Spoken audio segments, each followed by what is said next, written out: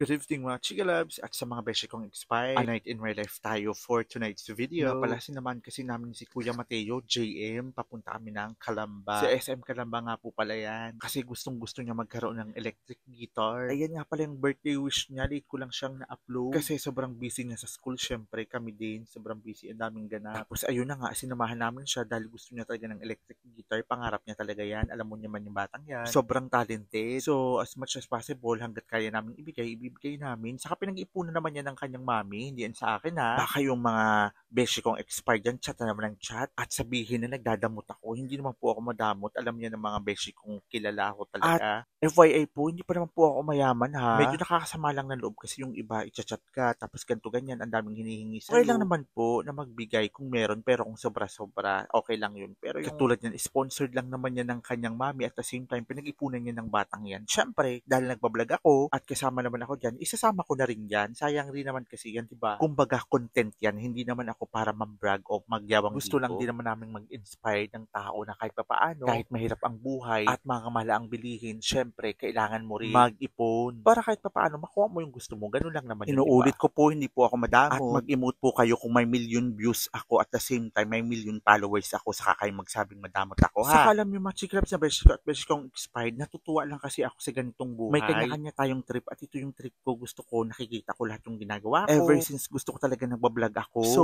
kung sumikat man ako o hindi, it's still okay lang din po. Basta tayo masaya sa ginagawa natin, okay na yun. Plus na lang yung sumikat ka, diba? Ang importante yung napasaya mo yung sarili mo at napasaya mo yung mga taong naniniwala sa kakayahan mo, yun lang yun. Oh, diba more ang beshi yung expired, char. Real talk lang tayo for tonight's video kasi nga ang daming nagme-message sa akin. Siguro akala nila may milyones na ako. Kalang mayaman ang beshi nyo, pero hindi pa ako mayaman, char. Mukha lang din akong artista na mamahalin pero hindi po talaga. Pakwarta ang beshi nyo. Mukhang maraming property lang din ang beshi nyo pero puro utang yan. Baka isang araw nga makita nyo nasa Columbia niya ang beshi nyo, char. Magsasign ng contract sa Columbia Pictures Present. O diba, utang pa more. Ambisyosa kasi ang beshi nyo.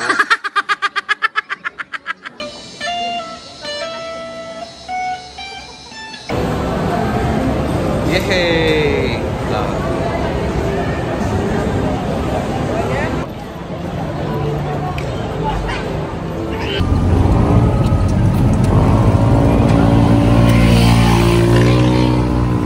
Kinabukasan, ayan pa yung isang surprise ng kanyang mami.